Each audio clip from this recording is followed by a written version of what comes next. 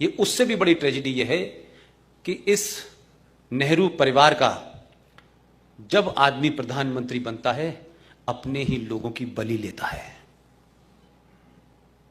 नेहरू जी प्रधानमंत्री बने, इस देश के एक बहादुर आदमी जिसने दुनिया में जाकर के चैलेंज किया, आपके नॉर्थ ईस्ट के इलाके को कब्जा लिया, 40,000 लोगों की फौज बनाई और 26,000 लोग उस फौज के मारे गए। और यहां गाना लता मंगेशकर गा रही हैं कि बिना खड़क बिना ताल दे दी हमें आजादी बिना ढाल के।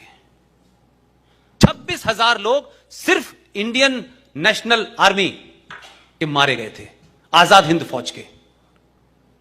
21 लाख लोगों को डिवीजन में मारा और पूरे मेरठ से लेके इस इलाके के अंदर सब जगह पेड़ों के ऊपर लाशें लटकी हुई थी। ये इतने लोग मरने के बाद अहिंसा से आजादी मिली थी आपको?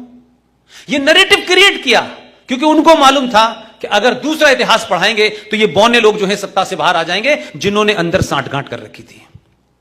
मेरा गांधी जी से सिर्फ इतना ही कहना है, गांधी जी आपको सत्ता नहीं चाहिए थी, आपको प्रधानमंत्री नहीं बनना था, आपने देश में एक मुकाम प्राप्त कर लिया था, लोग आपकी बात पे यकीन कर रहे थे। आपने देश को एक वादा किया कि मेरी लाश पे पाकिस्तान बनेगा, लेकिन गांधी जी आप हमें कहीं लड़ते हुए तो नजर आते, कहीं धरना प्रदर्शन करते तो नजर आते कि आपने देश के बंटने के खिलाफ कोई धरना दिया, प्रदर्शन किया, आपने जिद अटली, आपने नेहरू जी को भी साइडलाइन कर दिया होता तो हम मानते कि आपने कुछ ईमानदारी से काम किया। लेकिन आप किस किस बात पर अड़ गए कि 14 में से 1 वोट नहीं मिला, कहा कि नेहरू की हार तो मेरी हार है। आपने उस जमाने के हाई मॉरल ग्राउंड लोगों के उस इमोशन को एक्सप्लॉइट किया, उन्होंने छोड़ दिया। पूछिए एटली साहब जब हिंदुस्तान आए थे, क्योंकि भारत को जब तथाकथित आजादी के दस्तावेजों पे साइन हो रहे थे तो सीआर एटली यहां आए थे आजादी के बाद में बंगाल में, और बंगाल में जो गवर्नर थे उस गुप्तगू का पूरा जिक्र है, वो बातचीत जो उनके बीच में हुई है इट्स अवेलेबल। उन्होंने पूछा गवर्नर साहब ने कि ऐसी क्या वजह थी, सब चीजें तो फिजिल आउट हो चुकी थी, कोई रेजिस्टेंस नहीं था, आप भारत से क्यों गए? सीआर एटली का जवाब है कि सुभाष चंद्र बोस की वजह से हमारे यहां फौजों में म्यूटनी हो रहा था और हम उस रोक पाने में असमर्थ थे, इसलिए that was the right time कि हम अपना फेस बचा के निकल गए। लेकिन आपके मुल्क में जो इतिहास लिखा गया उसमें सुभाष चंद्र बोस एक वॉर क्रिमिनल है, उसमें भगत सिंह एक आतंकवादी है, यह आपके डॉक्यूमेंट में लिखा हुआ है। आपको लगता है कि पिछले 70 साल में जो हीरो बनाए गए उन हीरो को देख करके इस देश में कोई सुभाष चंद्र बोस पैदा होगा, कोई भगत सिंह बनना चाहेगा, कोई वीर सावरकर बनना चाहेगा? क्योंकि आपने अपने सही हीरो को खत्म खुद कर दिया। इसलिए बौने दलाल पैदा हो रहे हैं, राजनीति में पैदा हो रहे हैं, सत्ता तक पहुंचने के लिए कुछ भी कर लो। इसलिए भारत का प्रधानमंत्री नेशनल डेवलपमेंट काउंसिल की मीटिंग के अंदर, जहां 28 मुख्यमंत्री बैठे हुए थे, उसने कहा यह बात कि भारत के प्राकृतिक संसाधनों पे पहला हक मुसलमानों का है। ये ऑन रिकॉर्ड है, ये कल की बात है, कोई बहुत 5,000 साल पुरानी नहीं है। इसलिए उस पार्टी को कोई शर्म नहीं आई, उनका इतिहास नहीं पूछा, ये कौन लोग हैं जिन्होंने इस लार्जर कम्युनिटी को बचाने के लिए अपने 4-4, 5-5 साल के बच्चों को चिनवा दिया। आपने दिल्ली में उनको मार के बहुत बहादुरी का काम किया। एक कपूर कमीशन है, मैं आज आपको बता रहा हूं, ये देश को नहीं बताया गया। महात्मा गांधी के मर्डर के बाद 1969 में एक कपूर कमीशन बना है, उसकी रिपोर्ट नहीं सार्वजनिक की गई है।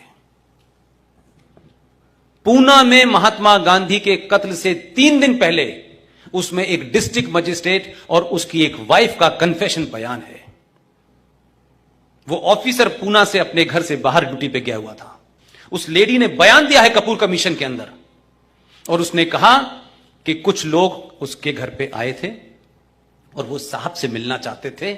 साहब नहीं थे, उस जमाने टेलीफोन की सुविधा बहुत ज्यादा नहीं थी। उन्होंने अपने पूरे रिटर्न उसमें लिखा है, वो भी कोई बड़ी अफसर थी, उसने कहा कि 3 दिन पहले महात्मा गांधी की हत्या से जो लोग आए थे उन्होंने कहा कि पुणे के अंदर ब्राह्मणों के खिलाफ बहुत बड़ा षड्यंत्र हो रहा है और काफी लोग मारे जाएंगे क्योंकि गांधी जी की हत्या होने वाली है। यह 3 दिन पहले उसने कहा है।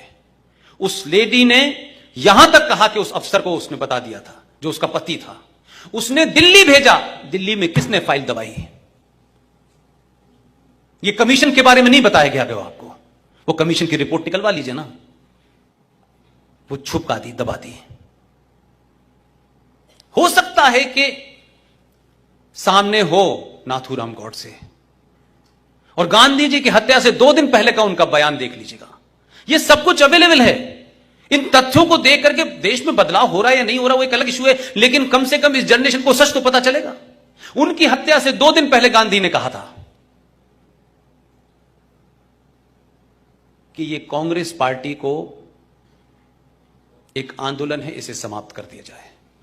इसे एक स्वयंसेवी संस्था बना करके समाज में काम किया जाए। जिन लोगों को राजनीति करनी है कोई दल बनाए, अलग से करें। लेकिन कुछ लोगों को लगा कि ये दल ही खत्म हो गया तो हमारी दुकान ही बंद हो जाएगी।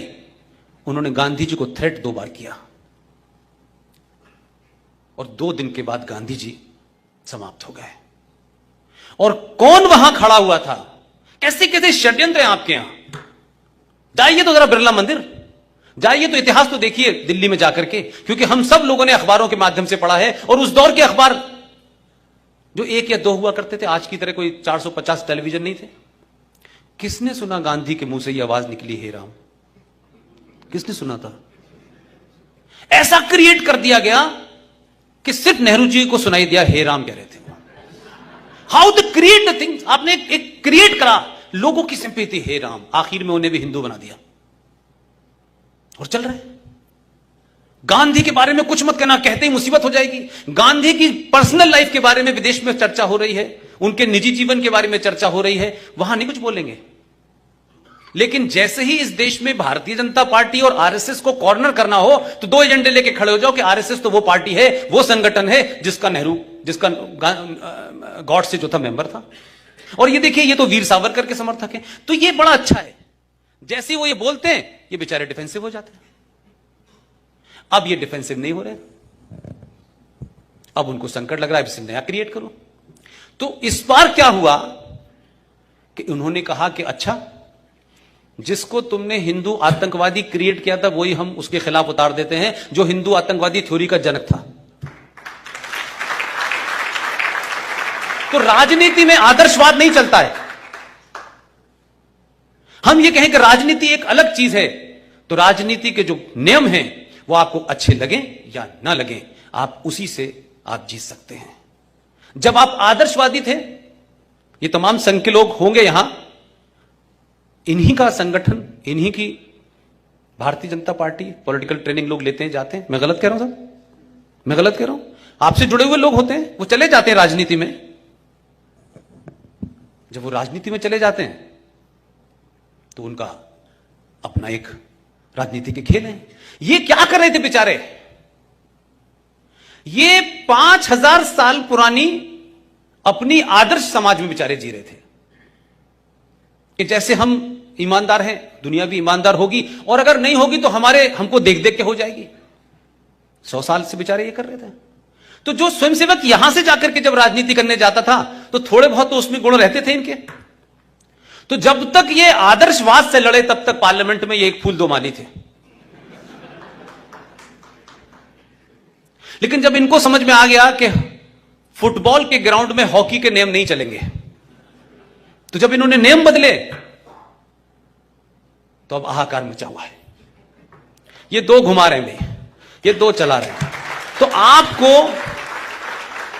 5000 साल पुराने हथियार से आज के इस्लामिक आतंकवाद को आप सामना नहीं कर सकते। अपनी सोच को बदलना होगा, अपने हथियार को बदलना होगा, अपने नैरेटिव को बदलना होगा, अपने लोगों को उस आदर्श समाज से बाहर निकालना होगा।